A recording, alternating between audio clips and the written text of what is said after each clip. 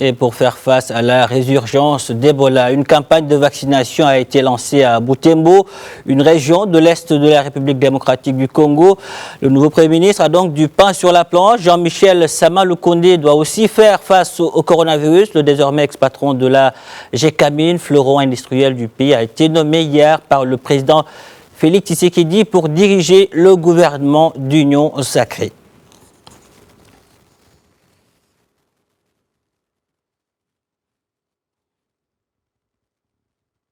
Et pour parler de cette nomination, nous sommes en direct avec l'analyste politique Henri Zouzi qui est en direct depuis Kinshasa. Bonjour et merci encore d'être avec nous ce matin sur Média TV Afrique. Bonjour à vous. Henri Zouzi, peut-on dire que la coalition entre le FCC de l'ancien président Joseph Kabila et Cash de Félix Tshisekedi est aujourd'hui définitivement enterrée après la nomination de Jean-Michel Sama Lukonde comme Premier ministre?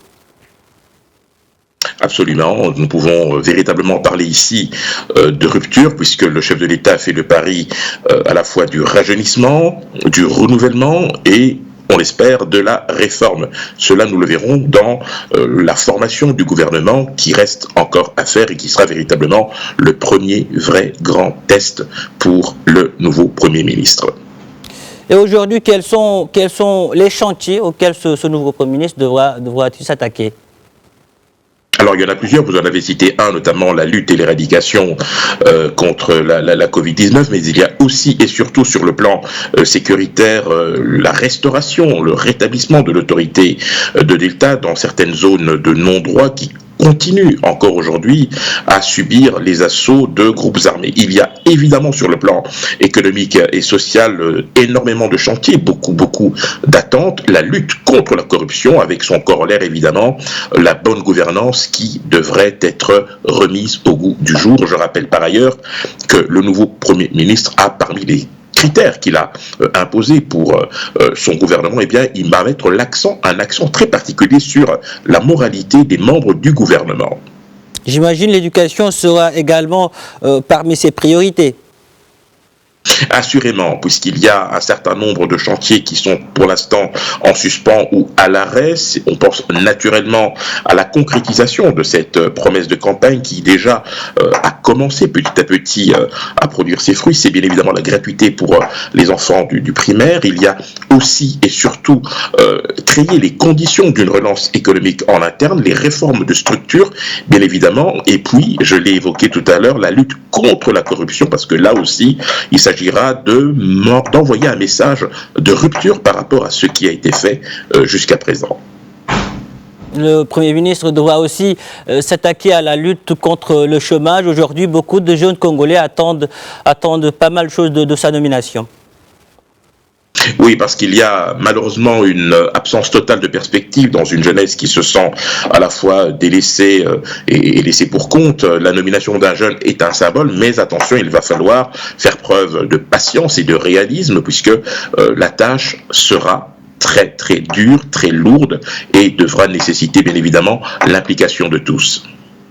Zouzi, avec la nomination d'un nouveau Premier ministre, une majorité à l'Assemblée nationale réunie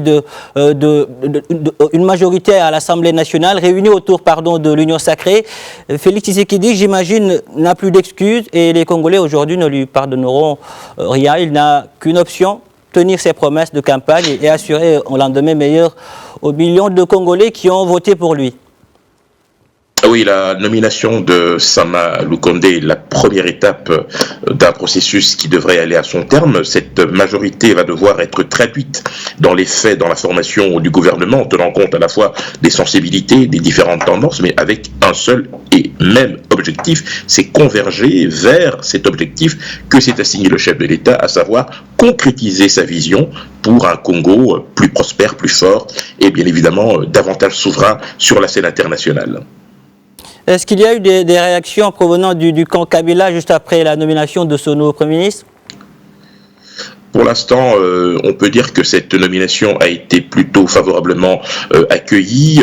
La formation politique de Joseph Kabila, en l'occurrence le FCC, n'a pas encore réagi officiellement. Je rappelle par ailleurs que l'actuel locataire de la primature a fait aussi ses classes au Parlement en tant que député, mais aussi au gouvernement, même si cela s'est fait de manière relativement brève, un peu moins d'une année, en qualité de ministre des Sports. C'est quelqu'un qui a du caractère, qui a du tempérament. La preuve, c'est qu'il a démissionné de ses fonctions en 2015 pour rejoindre ce qui était en fait un mouvement opposé à l'époque déjà à un troisième mandat de Joseph Kabila. Josi, merci d'avoir répondu à nos questions. Je rappelle que vous êtes analyste politique. Je vous en prie.